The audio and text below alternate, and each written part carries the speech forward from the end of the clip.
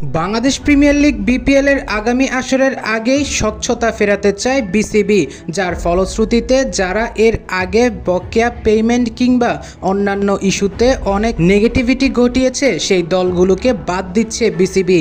তার তালিকায় শীর্ষেই আছে গতবারের রাজশাহীর দল দুর্বার রাজশাহী। তাই তো দুর্বার রাজশাহীর জায়গায় মালিকানা নিতে একটা প্রতিষ্ঠান প্রস্তুত হয়ে আছে। অনেকে বলছে দলটি নাকি কনফার্ম, কিন্তু আসলে এমন কিছুই না।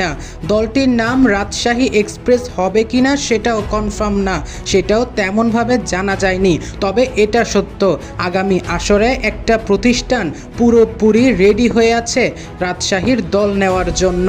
তবে এখনও বিসিবির কাছে অ্যাপ্লাই করেনি কিংবা দল কনফার্ম এমনটাও কোনো ব্যাপার নয়। মূলত হচ্ছে তারা সম্পূর্ণরূপে প্রস্তুত হয়ে আছে। যখন বিসিবি থেকে দল আবেদনের সার্কুলার ছাড়া হবে ঠিক তখনই তারা আবেদন করবেন রাজশাহীর মালিকানা নেওয়ার জন্য।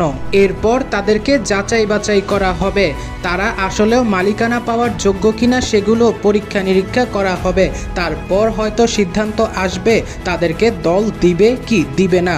কিন্তু অনেক জায়গায় যেটা শোনা যাচ্ছে রাজশাহী এক্সপ্রেস কিংবা তারা দল পুরা কনফার্ম করে ফেলেছে, এই জিনিসটা এখন পর্যন্ত কোনো সত্যতা মেলেনি।